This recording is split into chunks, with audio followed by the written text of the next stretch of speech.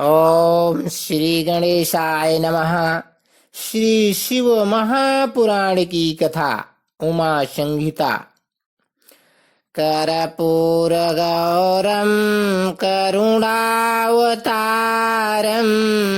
संसार सारम भुजगेन्द्रहारम सदा वसन्तं हृदयारविन्दं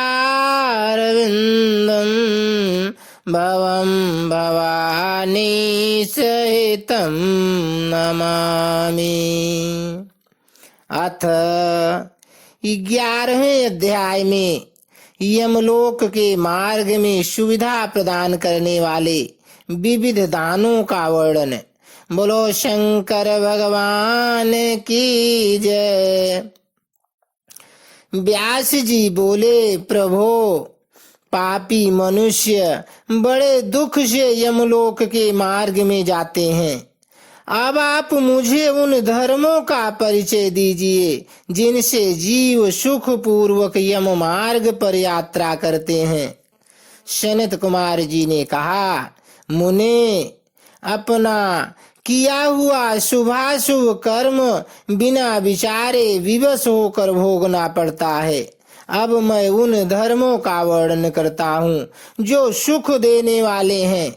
इस लोक में जो श्रेष्ठ कर्म करने वाले कोमल चित्त और दयालु पुरुष हैं, वे भयंकर यम मार्ग पर सुख से यात्रा करते हैं। जो श्रेष्ठ ब्राह्मणों को जूता और खड़ाऊं दान करता है, वह मनुष्य विशाल घोड़े पर सवार हो बड़े सुख से यमलोक को जाता है।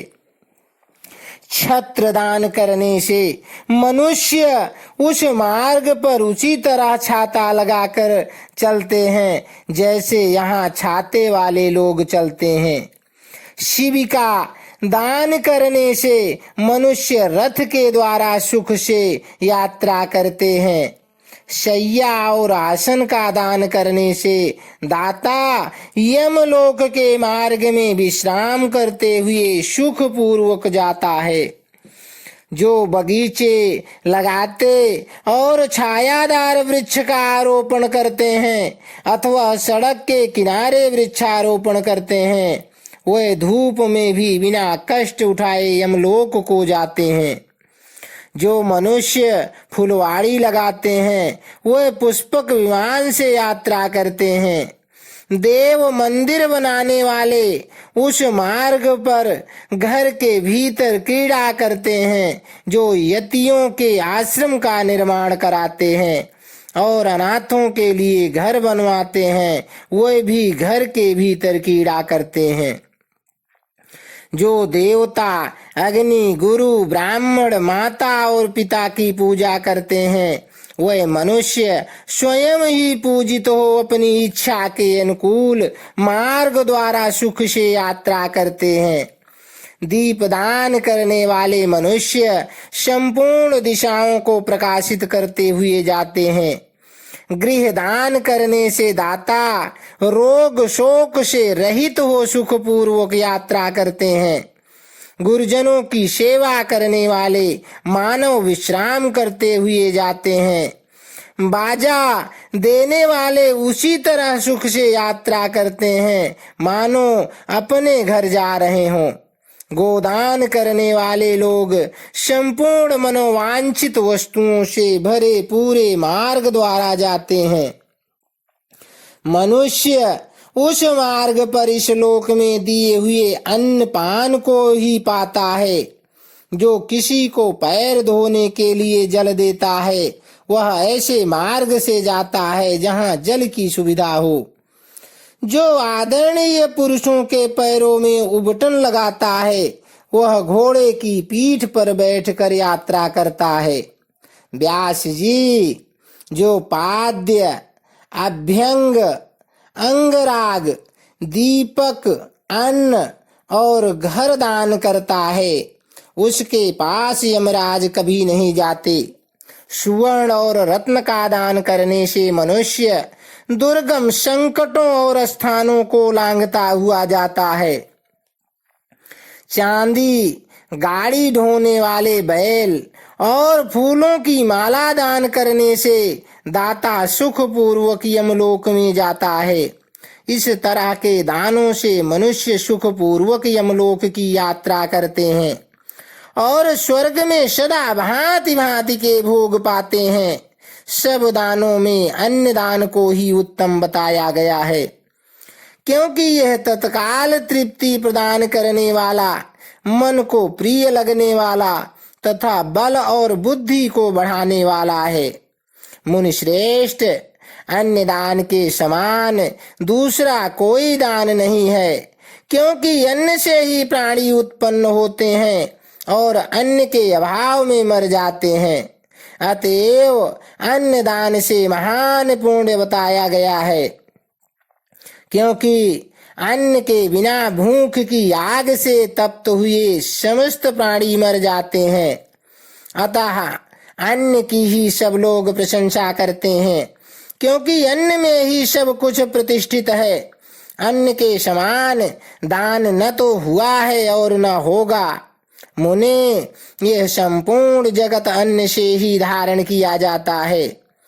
लोक में अन्न को बल कारक बताया गया है, क्योंकि अन्न में ही प्राण प्रतिष्ठित है। प्राप्त हुए अन्न की कभी निंदा न करें और न किसी तरह उसे फेंके ही। कुत्ते और चांडाल के लिए भी किया हुआ अन्नदान कभी नष्ट नहीं होता। जो मनुष्य थके मांदे और अपरिचित पथिक को अन्न देता है और देते समय कष्ट का अनुभव नहीं करता, वह समृद्ध का भागी होता है। महामुने, जो देवताओं, पितरों, ब्राह्मणों और अतिथियों को अन्न से तृप्त करता है, उसे महान पुण्य फल की प्राप्ति होती है। अन्न और जल का दान शूद्र और ब्राह्मणों के लिए भी समान रूप से महत्व रखता है। अन्न की इच्छा वाले पुरुष से उसका गोत्र, शाखा, स्वाध्याय और देश नहीं पूछना चाहिए। अन्न साक्षात ब्रह्म है। अन्न साक्षात विष्णु और शिव है। इसलिए अन्न के समान दान न हुआ है और न होगा। जो पहले बड़ा भारी पाप करके भी पीछे अन्न का दान करने वाला हो जाता है, वह सब पापों से मुक्त हो स्वर्ग लोक को जाता है। अन्न, जल, घोड़ा, गौ, वस्त्र, शैया, छत्र और आसन, इन 8 वस्तुओं के दान यमलोक के लिए उत्तम माने गए हैं। इस प्रकार दान मनुष्य विशेष से विमान पर बैठकर धर्मराज के नगर में जाता है। इसलिए सबको दान करना चाहिए। महामुने, जो इस प्रसंग को सुनता है अथवा श्राद्ध में ब्राह्मणों को सुनाता है, उसके पितरों को अक्षय अन्न दान प्राप्त होता है। इति अध्याय 11। 12वें अध्याय में जलदान, जलाशय निर्माण, वृक्षारोपण, सत्य भाषण और तप की महिमा की कथा सुनिए। सनत कुमार जी कहते हैं, व्यास जी, जलदान सबसे श्रेष्ठ है। वह सब दानों में सदा उत्तम है, क्योंकि जल सभी जीव समुदाय को तृप्त करने वाला जीवन कहा गया है। इसलिए बड़े स्नेह के साथ अनिवार्य रूप से प्रपादान, पौसला चलाकर दूसरों को पानी पिलाने का प्रबंध करना चाहिए। जलाशय का निर्माण इस लोक और परलोक में भी महान आनंद की प्राप्ति कराने वाला होता है। यह सत्य है, सत्य है, इसमें संशय नहीं है। इसलिए मनुष्य को चाहिए कि वह कुआं, बावड़ी और तालाब बनवाए। कुएं में जब पानी निकल आता है, तब वह पापी पुरुष के पाप कर्म का आधा भाग हर लेता है तथा सत्कर्म में लगे हुए मनुष्य के सदा समस्त पापों को हर लेता है। जिसके खुदवाए हुए जलाशय में गौ, ब्राह्मण तथा साधु पुरुष सदा पानी पीते हैं, वह अपने सारे वंश का उद्धार कर देते हैं। जिसके जलाशय में गर्मी के मौसम में भी अनिवार्य रूप से पानी टिका रहता है, वह कभी दुर्गम एवं विषम संकट को नहीं प्राप्त होता। जिसके पोखरे में केवल वर्षा ऋतु में जल ठहरता है, उसे प्रतिदिन अग्निहोत्र करने का फल मिलता है, ऐसा ब्रह्मा जी का कथन है। जिसके तड़ाग में शरत काल तक जल ठहरता है, उसे सहस्त्र गोदान का फल मिलता है, इसमें संशय नहीं है। जिसके तालाब में हेमंत और शिशिर ऋतु तक का पानी मौजूद रहता है, वह बहुत सी सुवर्ण मुद्राओं की दक्षिणा से युक्त यज्ञ का फल पाता है। जिसके सरोवर में वसंत और ग्रीष्म काल तक पानी बना रहता है, उसे अतिरात्र और अश्वमेध यज्ञों का फल मिलता है, ऐसा मनीषी महात्माओं का कथन है। मुनिवर व्यास, जीवों को तृप्ति प्रदान करने वाले जलाशय के उत्तम फल का वर्णन किया गया। अब वृक्ष लगाने में जो गुण है उसका वर्णन सुनो। जो वीरान एवं दुर्गम स्थानों में वृक्ष लगाता है, वह अपनी बीती तथा आने वाली संपूर्ण पीढ़ियों को तार देता है। इसलिए वृक्ष अवश्य लगाना चाहिए। ये वृक्ष लगाने वाले के पुत्र होते हैं, इसमें संशय नहीं है।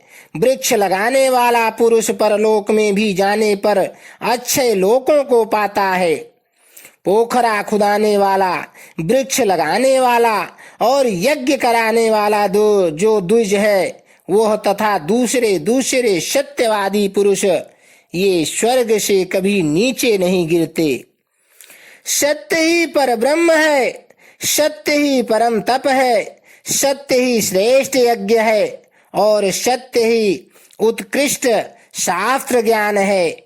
सोए हुए पुरुषों में सत्य ही जागता है, सत्य ही परम पद है, सत्य से ही पृथ्वी टिकी हुई है और सत्य में ही सब कुछ प्रतिष्ठित है। तप, यज्ञ, पुण्य, देवता, ऋषि और पितरों का पूजन, जल और विद्या, ये सब सत्य पर ही अवलंबित है। सबका आधार सत्य ही है। सत्य ही यज्ञ, तप, दान, मंत्र, सरस्वती देवी तथा ब्रह्मचर्य है। ओंकार भी सत्य रूप ही है। सत्य से ही वायु चलती है, सत्य से ही सूर्य तपता है, सत्य से ही आग जलती है और सत्य से ही स्वर्ग टिका हुआ है। लोक में संपूर्ण वेदों का पालन तथा संपूर्ण तीर्थों का स्नान केवल सत्य से सुलभ हो जाता है। सत्य से सब कुछ प्राप्त हो जाता है, इसमें संशय नहीं है। एक सहस्त्र अश्वमेध और लाखों यज्ञ एक ओर तराजू पर रखे जाएं और दूसरी ओर सत्य हो तो सत्य का ही पलड़ा भारी होगा। देवता, पितर, मनुष्य, नाग, राक्षस और चराचर प्राणियों सहित समस्त लोग सत्य से ही प्रसन्न होते हैं। सत्य को परम धर्म कहा गया है, सत्य को ही परम पद बताया गया है और सत्य को ही पर ब्रह्म परमात्मा कहते हैं। इसलिए सदा सत्य बोलना चाहिए। सत्य परायण मुनि अत्यंत दुष्कर तप करके स्वर्ग को प्राप्त हुए हैं तथा सत्य धर्म में अनुरक्त रहने वाले शुद्ध पुरुष भी सत्य से ही स्वर्ग के निवासी हुए हैं। अतः सदा सत्य बोलना चाहिए। सत्य से बढ़कर दूसरा कोई धर्म नहीं है। सत्य रूपी तीर्थ अगाध विशाल सिद्ध एवं पवित्र जलाशय है। उसमें योग युक्त होकर मन के द्वारा स्नान करना चाहिए। सत्य को परम पद कहा गया है। जो मनुष्य अपने लिए, दूसरे के लिए अथवा अपने बेटे के लिए भी झूठ नहीं बोलते, वो ही स्वर्गगामी होते हैं। वेद, यज्ञ तथा मंत्र ये ब्राह्मणों में सदा निवास करते हैं, परंतु असत्यवादी ब्राह्मणों में इनकी प्रतीति नहीं होती। अतः सदा सत्य बोलना चाहिए। तदनंतर तप की बड़ी महिमा बताते हुए सनत कुमार जी ने कहा, मुने, संसार में ऐसा कोई सुख नहीं है जो तपस्या के बिना सुलभ हो। तप से ही सारा सुख मिलता है। इस बात को वेद वेत्ता पुरुष जानते हैं। ज्ञान, विज्ञान, आरोग्य, सुंदर रूप, सौभाग्य तथा शाश्वत सुख तप से ही प्राप्त होते हैं। तपस्या से ही ब्रह्मा बिना परिश्रम के ही संपूर्ण विश्व की सृष्टि करते हैं। तपस्या से ही विष्णु इसका पालन करते हैं। तपस्या के बल से ही रुद्रदेव संहार करते हैं तथा तप के प्रभाव से ही शेष अवशेष भूमंडल को धारण करते हैं। इति अध्याय 12। 13वें अध्याय में वेद और पुराणों के स्वाध्याय तथा विविध प्रकार के दान की महिमा, नरकों का वर्णन तथा उनमें गिराने वाले पापों का दिग्दर्शन, पापों के लिए सर्वोत्तम प्रायश्चित, शिव स्मरण तथा ज्ञान के महत्व का प्रतिपादन। सनत कुमार जी कहते हैं, मुने, जो वन में जंगली फल मूल खाकर तप करता है और जो वेद की एक ऋचा का स्वाध्याय करता है, इन दोनों का फल समान है। श्रेष्ठ द्विज वेदाध्ययन से जिस पुण्य को पाता है, उससे दूना फल वह उस वेद को पढ़ाने से पाता है। मुने, जैसे चंद्रमा और सूर्य के बिना जगत में अंधकार छा जाता है, उसी प्रकार पुराण के बिना ज्ञान का आलोक नहीं रह जाता है। अज्ञान का अंधकार छाया रहता है, इसलिए सदा पुराण का अध्ययन करना चाहिए। अज्ञान के कारण नरक में पड़कर सदा संतप्त होने वाले लोक को जो शास्त्र का ज्ञान देकर समझाता है, वह पुराण वक्ता अपनी इसी महत्ता के कारण सदा पूजनीय है। जो साधु पुरुष पुराण वक्ता विद्वान को दान का पात्र समझकर बड़ी प्रसन्नता के साथ उसे उत्तमोत्तम वस्तुएं देता है, वह परम गति को प्राप्त होता है। जो सुपात्र ब्राह्मण को भूमि, गौ, रथ, हाथी और सुंदर घोड़े देता है, उसके पूर्ण फल का वर्णन सुनो। वह इस जन्म में और परलोक में भी संपूर्ण अक्षय मनोरथों को पा लेता है तथा अश्वमेध यज्ञ के फल का भी भागी होता है। मुनीश्वर, जो पुरुष भगवान शिव की कथा सुनता है, वह कर्मों के विशाल वन को जलाकर संसार से तर जाता है। जो 2 घड़ी, 1 घड़ी अथवा 1 क्षण भी भक्ति भाव से भगवान शिव की कथा सुनते हैं, उनकी कभी दुर्गति नहीं होती। मुने, संपूर्ण दानों अथवा संपूर्ण यज्ञों में जो पुण्य होता है, वही फल शिव पुराण सुनने से अविचल रूप में प्राप्त हो जाता है। व्यास जी, विशेषतः कलयुग में पुराण श्रवण के सिवा मनुष्यों के लिए दूसरा कोई श्रेष्ठ धर्म नहीं है। वही उनके लिए मोक्ष एवं ध्यान रूपी फल देने वाला बताया गया है। शिव पुराण का श्रवण और शिव नाम का कीर्तन मनुष्यों के लिए कल्प वृक्ष का रमणीय फल है, इसमें संशय नहीं है। यज्ञ, दान, तप और तीर्थ सेवन से जो फल मिलता है, उसी को मनुष्य पुराणों के श्रवण मात्र से प्राप्त कर लेता है। प्रतिदिन सुपात्र लोगों को बड़े बड़े दान देने चाहिए। वे दान दाता के उद्धारक होते हैं। वे प्रवर, सुवर्ण दान, गोदान और भूमि दान, ये पवित्र दान हैं, जो दाता को तारते ही हैं, लेकिन लेने वालों का भी उद्धार कर देते हैं। सुवर्ण दान, गोदान और पृथ्वी दान, इन श्रेष्ठ दानों को करके मनुष्य सब पापों से मुक्त हो जाता है। तुला दान की भी बड़ी प्रशंसा की गई है।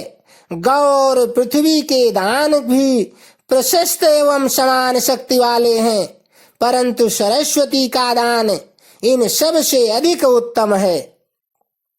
नित्य दुही जाने वाली गाय, छाता, वस्त्र, जूता तथा अन्न और जल, ये सब वस्तुएं याचकों को देनी चाहिए। ब्राह्मणों को तथा अपीड़ित याचकों को जो संकल्प पूर्वक धनादि वस्तुओं का दान किया जाता है, उससे दाता मनस्वी होता है। लोक में जो जो अत्यंत अभीष्ट और प्रिय है, वह यदि घर में हो तो उसे अच्छे बनाने की इच्छा वाले पुरुष को, गुणवान पुरुष को दान करना चाहिए। तुला पुरुष का दान सब दानों में उत्तम है। जो अपने लिए कल्याण चाहे, उसे तराजू पर बैठना और अपने शरीर से तौली गई वस्तु का दान करना चाहिए। दिन में, रात में, दोनों संध्याओं के समय, दोपहर में, आधी रात के समय तथा भूत, वर्तमान और भविष्य तीनों काल में मन, वाणी और शरीर द्वारा किए गए सारे पापों को तुला पुरुष का दान दूर कर देता है।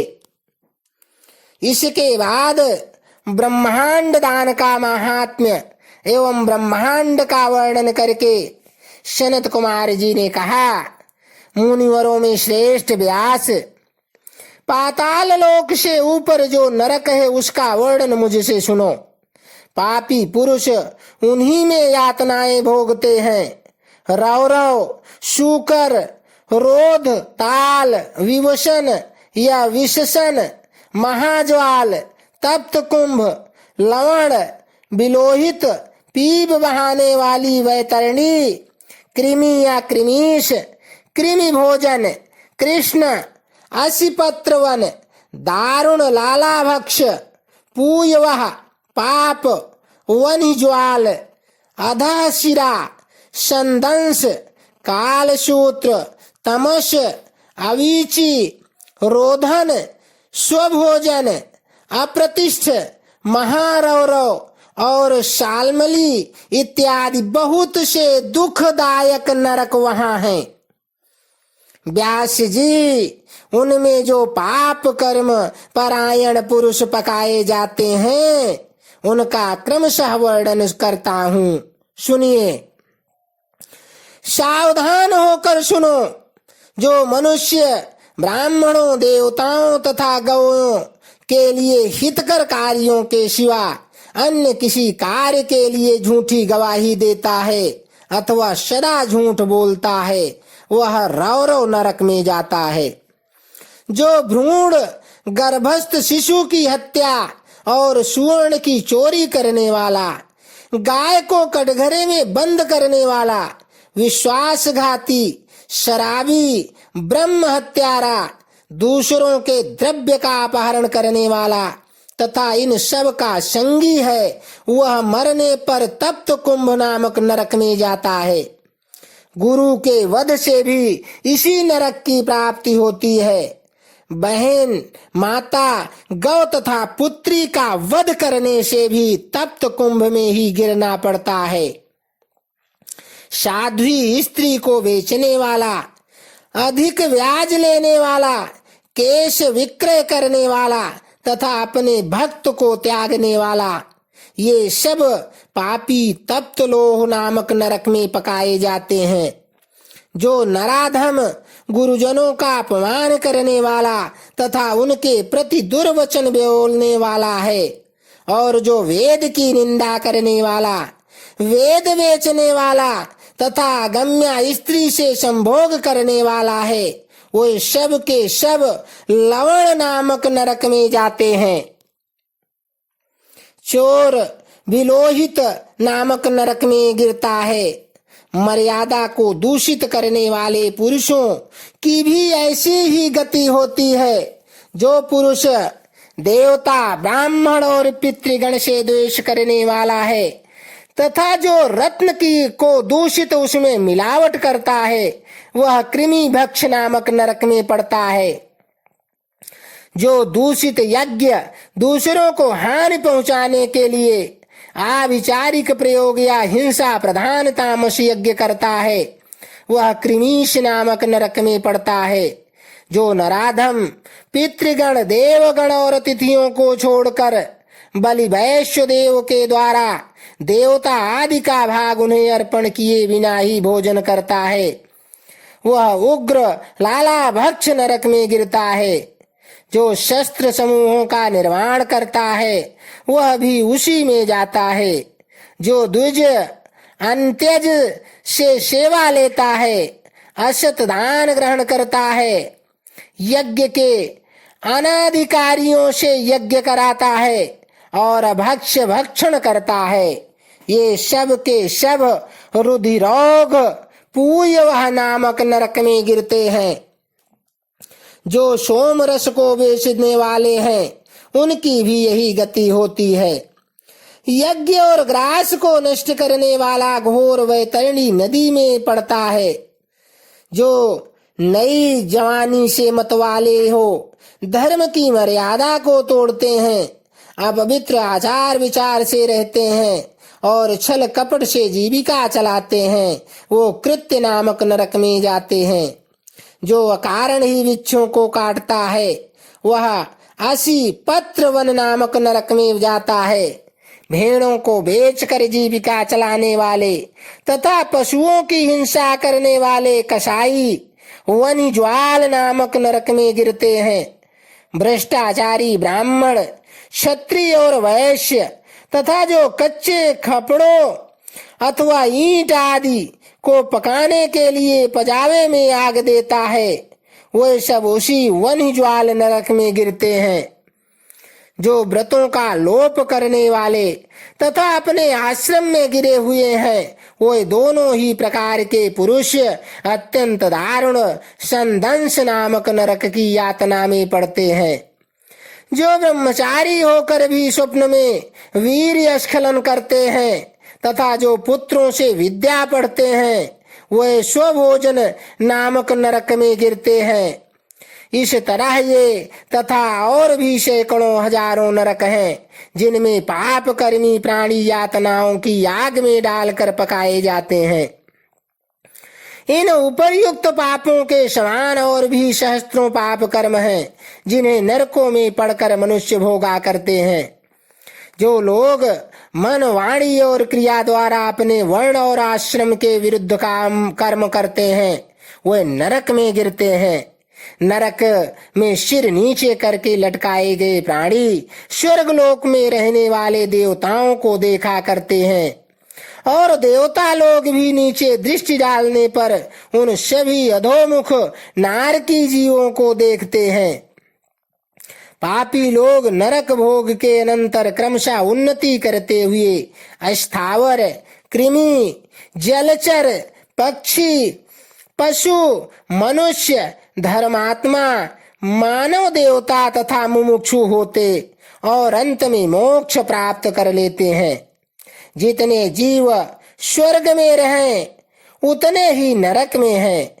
जो पापी पुरुष अपने पाप का प्रायश्चित नहीं करता वही नरक में जाता है।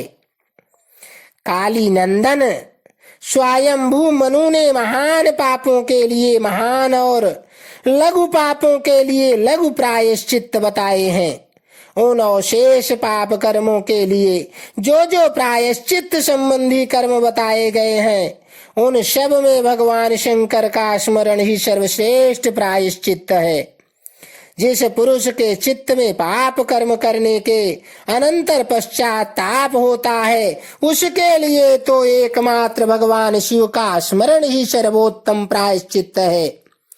प्रातः काल, सायंकाल, रात में तथा मध्याह्न आदि में भगवान शिव का स्मरण करने से पाप रहित हुआ मनुष्य माहेश्वर धाम को प्राप्त कर लेता है। भगवान शिव के स्मरण से समस्त पापों और क्लेशों का क्षय हो जाने से मनुष्य स्वर्ग अथवा मोक्ष प्राप्त कर लेता है। जिसका चित्त जप, होम और पूजा आदि करते समय निरंतर भगवान महेश्वर में ही लगा रहता हो उसके लिए इंद्र आदि पद की प्राप्ति रूप फल तो अंतराय विघ्न ही है।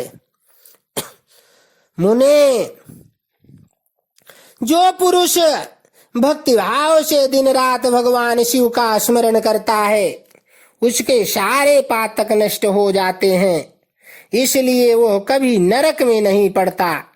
नरक और स्वर्ग ये पाप और पुण्य के ही दूसरे नाम हैं।